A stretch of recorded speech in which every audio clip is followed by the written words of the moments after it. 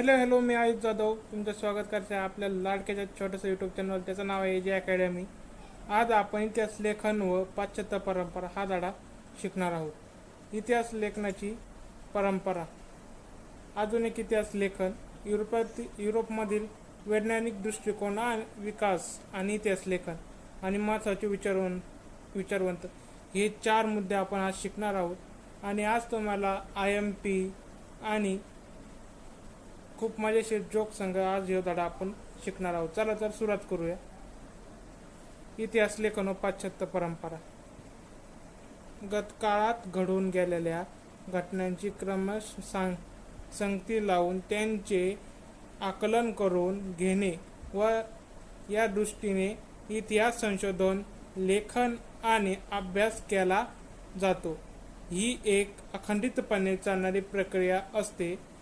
वैज्ञानिक ज्ञानशाखांमध्ये उपलब्ध ज्ञानाची सतत पडताळून पाहण्यासाठी प्रायोगिक पद्धती आणि प्रत्यक्ष निरीक्षण यांचा अवलंब केला जातो. या पद्धतीच्या आधारे विविध घटनांच्या संदर्भातील सर्वकालीन आणि सार्वत्रिक नियम मांडले आणि ते नियम पुन्हा सिद्ध करता येणे शक्य असते. इतिहास संशोधनामध्ये प्रायोगिक पद्धती, प्रत्यक्ष निरीक्षण याचा अवलंब करणे शक्य नसते, कारण इतिहासातील घटना घडून गेलेल्या असतात तेव्हा त्यांच्या निरीक्षणासाठी आपण इथे नसतो व त्या घटनांची पुनरावृत्ती करता येत नाही. तसेच सर्वकालीन आणि सार्वत्रिक नियम मांडणे आणि ते नियम सिद्ध करता येणे शक्य नसते. सर्वप्रथम ऐतिहासिक दस्तऐवज लिहिण्यासाठी ज्या भाषेचा आणि लिपीचा वापर केला गेला असेल त्याचे वाचन करण्यासाठी आणि त्यांचा अर्थ समजण्यासाठी ती भाषा आणि लिपी जाणणाऱ्या तज्ज्ञांची आवश्यकता असते. त्यानंतर अक्षरवाटिका म्हणजे अक्षरांचे वळण, लेखकाची भाषाशैली, वापरलेल्या कागदाच्या निर्मितीचा काळ आणि कागदाचा प्रकार, अधिकारदर्शक मुद्रा यासारख्या विविध गोष्टीचे जाणकारक विविध दस्तऐवज अस्वल आहे की नाही हे ठरवण्याची मदत करू शकतात. त्यानंतर इतिहास तज्ज्ञ ऐतिहासिक संदर्भाची तैनिक विश्लेषणाच्या आधारे दस्तऐवजाची माहितीच्या विश्वास पडताळणी करू शकतात. इतिहास संशोधन पद्धत हे IMP आहे, मार्किंग करून ठेवा.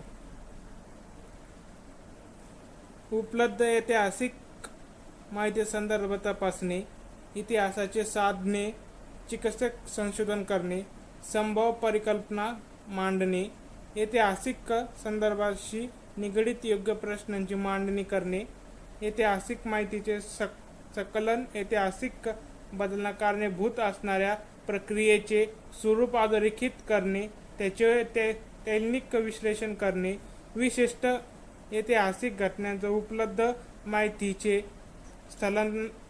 स्थलात्मक संदर्भ तसेच ऐतिहासिक अभ्यास पद्धतीचा विविध संकलनात्मक चौकटीचे आकलन करून घेणे. हे सुद्धा IMP आहे, कारण इथं असा प्रश्न जर होतो, इतिहास संशोधन सहाय्यभूत होणाऱ्या विविध ज्ञानशाखा कोणत्या? उदाहरण: पुरातत्व, अभिलेखगार, हस्तलिखितेचा अभ्यास, पूर्वलिखित अक्षरवाटिका, भाषा रचनाशास्त्र, नाणकशास्त्र, वंशावळीचा अभ्यास इत्यादी. इतिहास लेखन व परंपरा. इतिहास उपलब्ध पुराव्याचे चिकित्सापूर्वक संशोधन करून भूतकाळात घडून गेलेल्या घटनांची मांडणी कशी केली जाते हे आपण पाहिले. अशी मांडणी करताना लेखन पद्धतीला इतिहास लेखन असे म्हणतात. अशा प्रकारे इतिहास लेखन चिकित्सापूर्वक मांडणी करणाऱ्या संशोधनाला इतिहासकार असे म्हटले जाते. आपल्याला पेपरमध्ये असा प्रश्न विचारतात की इतिहासकार म्हणजे कोण? मी तुम्हाला सांगतो माझ्या सोप्या भाषेत. इतिहासकार म्हणजे कोण? इतिहासकार म्हणजे CID च्या ACP प्रतिभन जो भूतकाळात जाऊन कुछ तो गडबड हे म्हणत जुने पुरावे शोधतो, त्याची तपासणी करतो आणि मगच निष्कर्षावर पोहोचतो. इतिहासाची चिकित्सकपणे मांडणी करणं संशोधनाला इतिहासकार असे म्हणतात. अर्थात इतिहासाची मांडणी करताना भूतकाळात घडून गेलेल्या प्रत्येक घटनेची नोंद घेणे आणि तिचे ज्ञान करून देणे इतिहासकाराला शक्य नसते. इतिहासाची मांडणी करताना इतिहासकार भूतकाळातील कोणत्या घटनेची निवड करतो हे त्याला वाचन कार्यापर्यंत पोहोचवण्याचे आहे यावर अवलंबून असते. निवडलेल्या घटना आणि त्याची मांडणी करताना अवलंबलेला वैचारिक दृष्टिकोन या गोष्टी इतिहासकाराच्या लेखन शैलीत निश्चित करतात.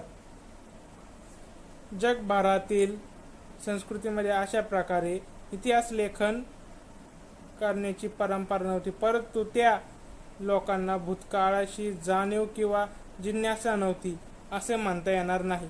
वडीलधाऱ्या व्यक्तींकडून ऐकलेल्या पूर्वजांच्या जीवनांच्या पराक्रमाच्या गोष्टी पुढच्या पिढीपर्यंत पोहोचवण्याची आवश्यकता त्या काळासही भासत होती.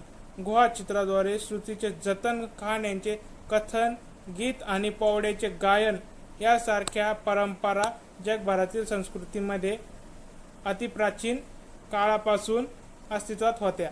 आधुनिक इतिहास लेखनाच्या त्या परंपरेच्या साधनांच्या स्वरूपात उपयोग केला जातो.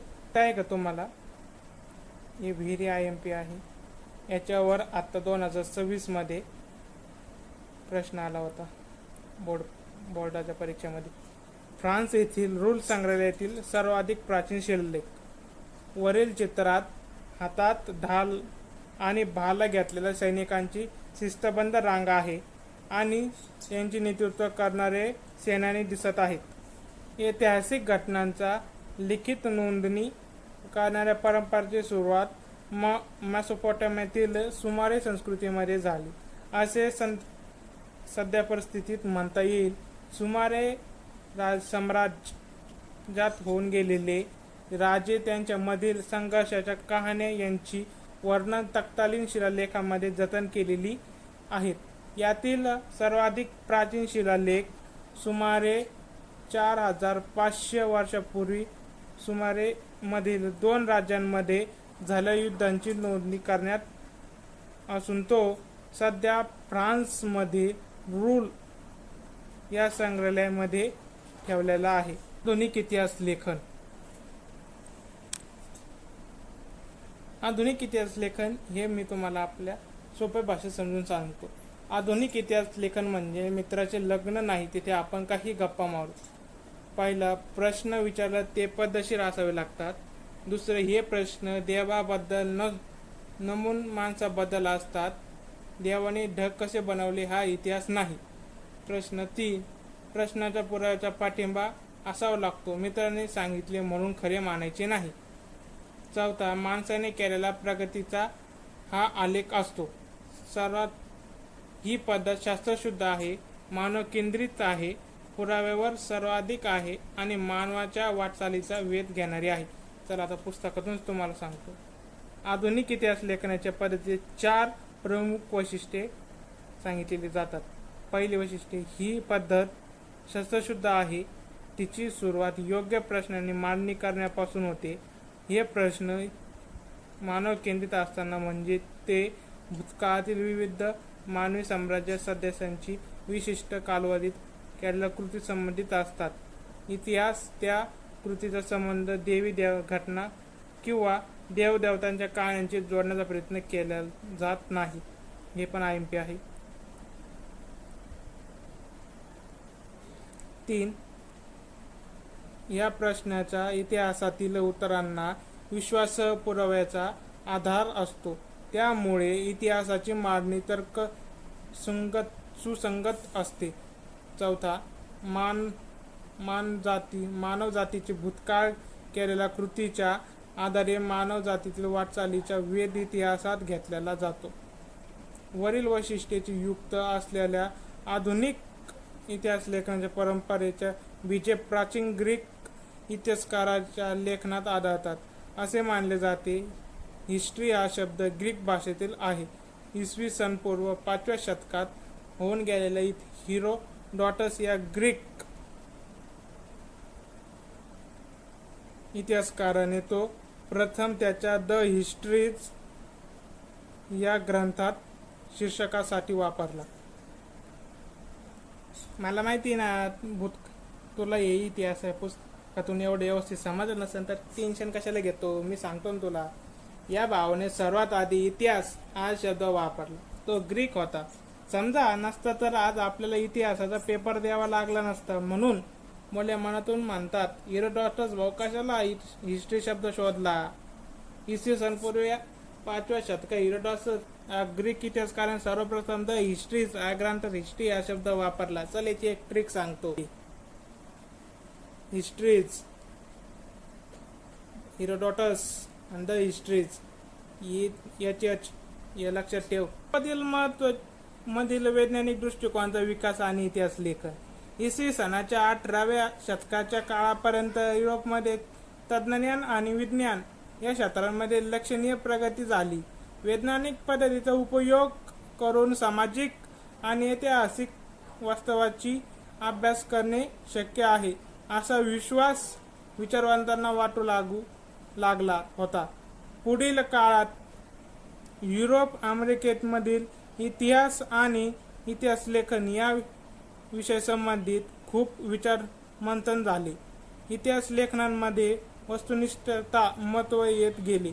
18व्या शतकात आधी युरोपमधील विद्यापीठांमध्ये सर्वत्र ईश्वरविषयक चर्चा आणि तत्त्वज्ञान संबंधितचे तत्वज्ञान या विषयांचा अधिक महत्त्व दिले गेले होते. परंतु हे चित्र हळू बदलू लागले. इसवी 30 मध्ये जर्मनीमधील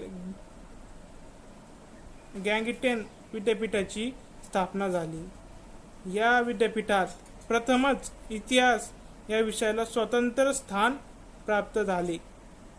त्या पाठोपाठ जर्मनीमधील इतर विद्यापीठातही इतिहासाच्या अभ्यासाची केंद्र बनली.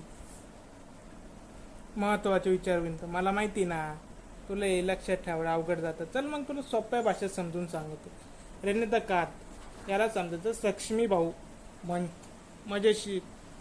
हा असा मित्र आहे जो म्हणतो तू सांगतोस ते खरं असेल असं नाही. जोपर्यंत मी माझ्या डोळ्याने बघत नाही किंवा मला 100% खात्री पटत नाही तोपर्यंत मी विश्वास ठेवणार नाही. आईने मी डब्यात लाडू ठेवला असं म्हटलं तरी हा आधी कपाट उघडून बघणार.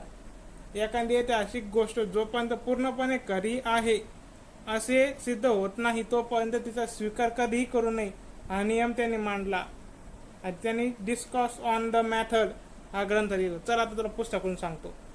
रेने दकार्त 1596 ते 1650 इतिहास लेखनासाठी वापरल्या जाणाऱ्या ऐतिहासिक साधनांची विशेष कागदपत्रांची विश्वासता तपासून घेणे आवश्यक आहे असे मत आग्रहाने मांडले जात होते. त्यामध्ये रेने दकार्त हा फ्रेंच तत्वज्ञान आग्रही भागी होता.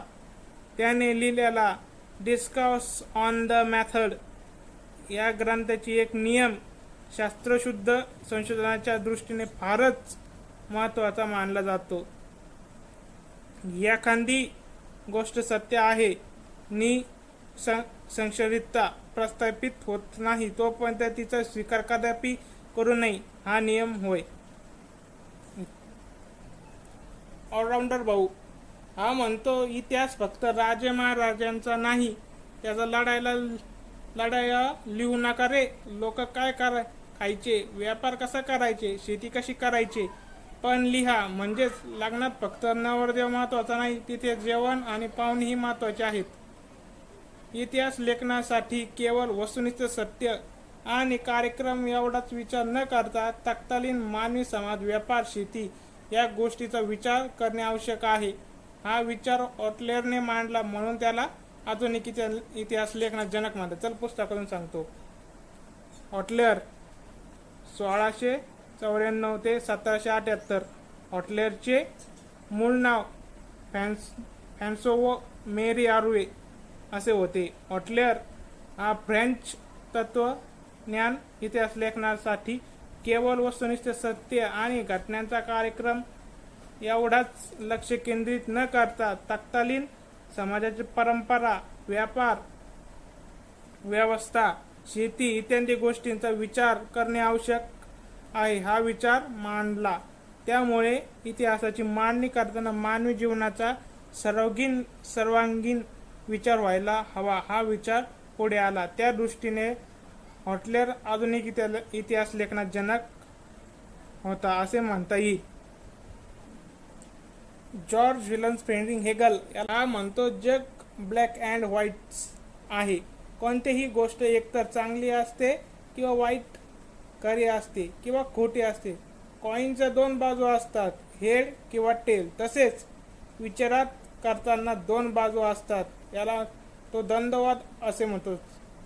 मी मनाला कोणत्याही घटनेचा अर्थ लावण्यासाठी घटना खरे खोटे किंवा चांगले वाईट अशा दोन विरोधी गटांमध्ये विभागून बघावी लागते.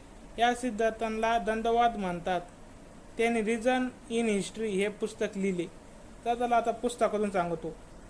जॉर्ज विल्यम फ्रेडरिक हेगल 1770-1831 हा जर्मन तत्वज्ञान ऐतिहासिक वास्तव तर्कशुद्ध पद्धतीने मांडले गेले पाहिजे यावर भर दिला.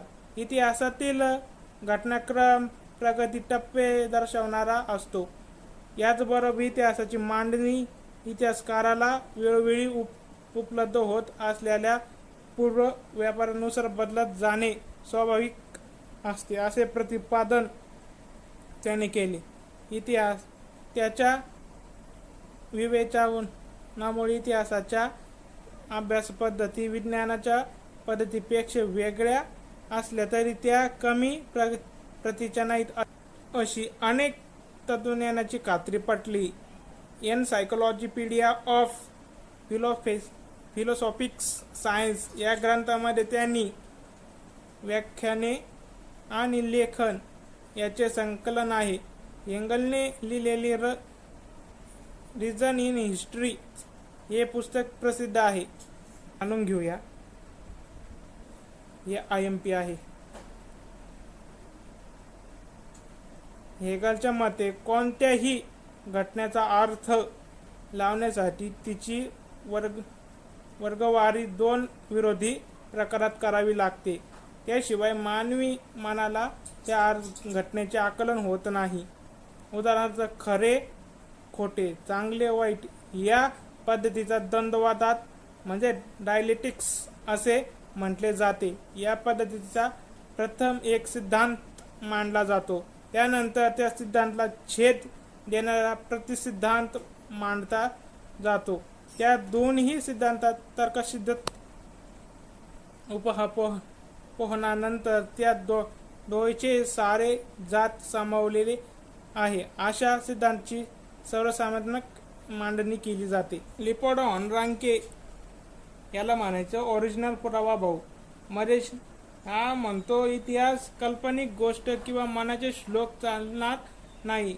मला ओरिजिनल मूल कागदपत्रे दाखवा तरच मी विश्वास ठेवणार. थोडक्यात नो प्रूफ नो टॉक.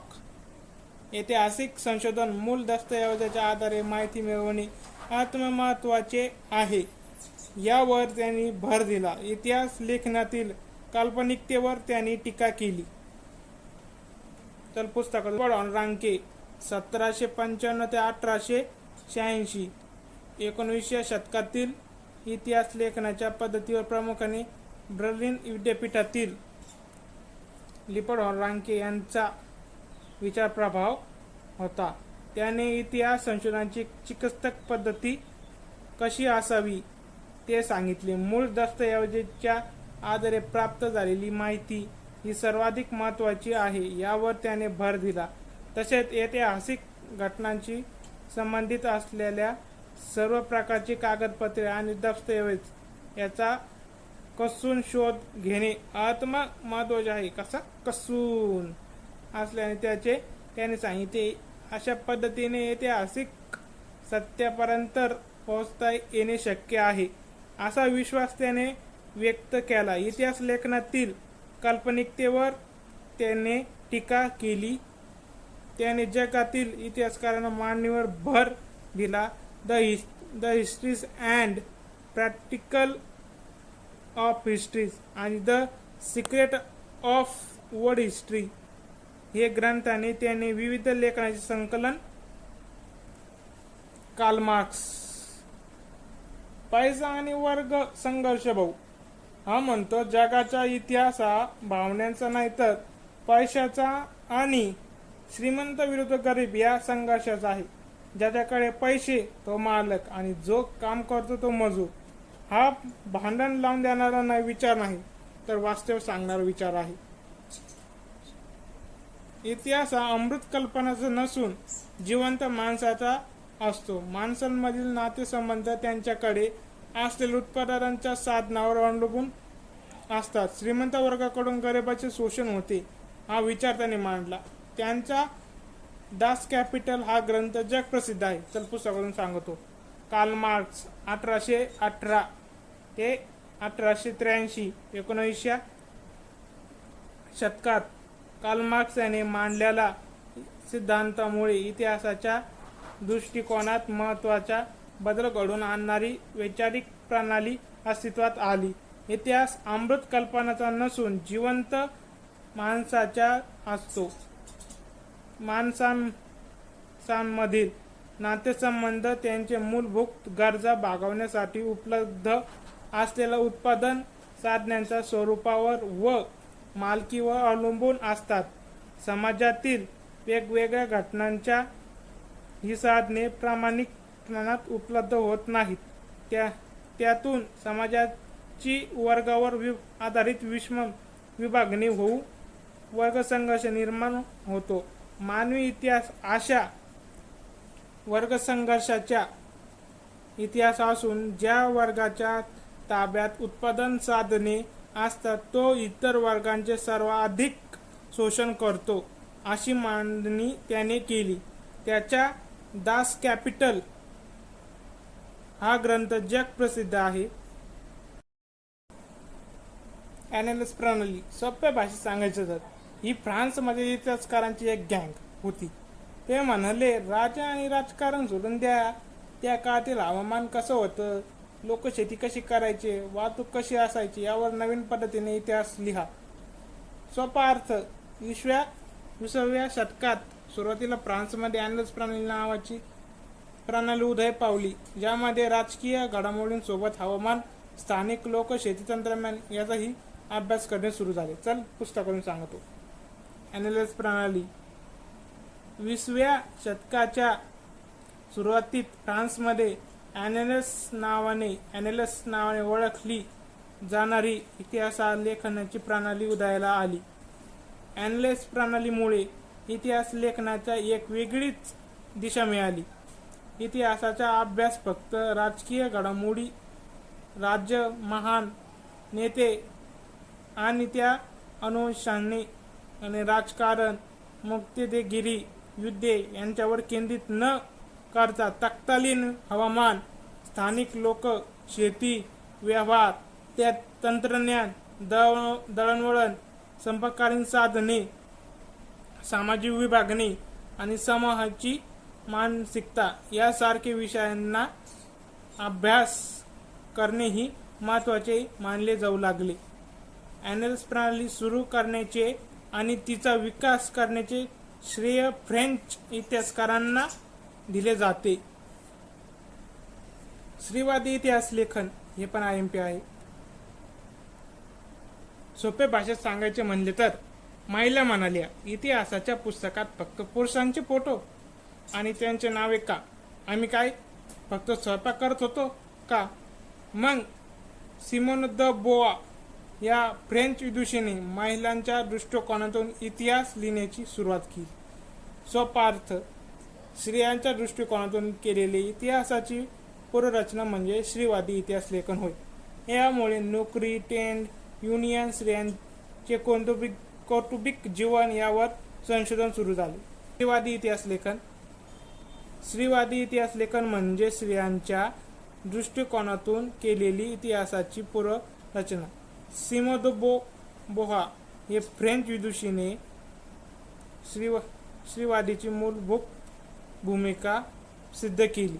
स्त्रीवादी इतिहास लेखनांमध्ये स्त्रियांना अंतर्भाव करण्याबरोबर इतिहास लेखनाच्या क्षेत्रातील पुरुषप्रधान दृष्टिकोनाचा पूर्ण विचार करण्यावर भर दिला गेला. त्यानंतर स्त्रियांच्या आयुष्याची निगडीत नोकरी, रोजगार, ट्रेड युनियन यांच्यासाठी काम करणाऱ्या संस्था, स्त्रियांचे कौटुंबिक आयुष्य यासारख्या विविध पैलूंचा सविस्तर विचार करणे संशोधन सुरू झाले. 1990 नंतर स्त्री हा एक स्वतंत्र सामाजिक वर्ग मानून इतिहास लिहिण्यास भर दिला गेला. मायकल फुको हा मजेशीर पद्धतीने सांगायचं तर हा म्हणतो, इतिहास एका रेषेत कालक्रमानुसार मांडणे बंद करा. उलट जुन्या काळातील वेडे लोक, कैदी, वैज्ञानिक पद्धती याचा अभ्यास करा, म्हणजे खरा इतिहास समजेल. सोपा अर्थ, त्यांनी इतिहास एका सरळ कालक्रमाने मांडण्याची पद्धत चुकीची ठरवली. त्यांनी आपला आर्किओलॉजी ऑफ नॉलेज हा ग्रंथ ज्ञानाचे पुरातत्व ही संकल्पना मांडली, ज्यामध्ये त्यांनी मानव विकृती, तुरुंग व्यवस्था, वैदिक शास्त्र यासारख्या विषयांचा इतिहास दृष्टीने विचार केला. तर पुस्तकातून सांगतो, 1926 ते 1984 20व्या शतकातील फ्रेंच इतिहासकार मायकल फुको यांच्या लेखणीतून इतिहास लेखनाची एक नवीन संकल्पना पुढे आली. त्यांच्या आर्किओलॉजी ऑफ नॉलेज या ग्रंथामध्ये त्यांनी इतिहास कालक्रमानुसार अखंड मांडणी करण्याची पद्धत चुकीची आहे असे प्रतिपादन केले. पुरातत्वामध्ये अंतिम सत्यापर्यंत पोहोचणे हे उद्दिष्ट नसून भूतकाळातील चित्रताचे स्पष्टीकरण देण्याचा प्रयत्न असतो, याकडे त्यांचे लक्ष वेधले. फुको यांनी इतिहासातील महत्त्वाचे शिस्तराचे स्पष्टीकरण देण्यावर भर दिला, म्हणून त्यांनी या पद्धतीला ज्ञानाचे पुरातत्व असे म्हटले. इतिहासकारांनी पूर्वी विचारात न घेतलेल्या मानवकृती, वेदशास्त्र, तुरुंग व्यवस्था यासारख्या विषयांना त्यांनी इतिहासाच्या दृष्टीवर विचार केला. आधुनिक इतिहास लेखनाची व्याप्ती अशा रीतीने सतत विस्तारत गेली. साहित्य संपादक शिकलेल्या चित्रकला, संगीतकला, नृत्यकला, नाट्यकला, चित्रपट निर्मिती, दूरदर्शन यासारख्या विविध विषयाचे स्वतंत्र इतिहास लिहिले जाऊ लागले. अशा प्रकारे आपल्या कमीत कमी वेळामध्ये आपला धडा शिकून झालेला आहे, तो पण गमतीशीर पद्धतीने. आता मी तुम्हाला अभ्यासासाठी काही प्रश्न देतो आणि या प्रश्नांचे उत्तर कमेंट बॉक्समध्ये पाहिजे. आणि तुम्हाला या धड्याच्या डिजिटल नोट्स पाहिजे नसेल तर कमेंट बॉक्समध्ये लिंक दिलेली आहे, टेलिग्राम चॅनलची लिंक दिलेली आहे, तिथे क्लिक करा. पहिल्या पर्यायापैकी योग्य पर्याय निवडून विधाने पूर्ण करा. हे IMP आहे, हे एक IMP,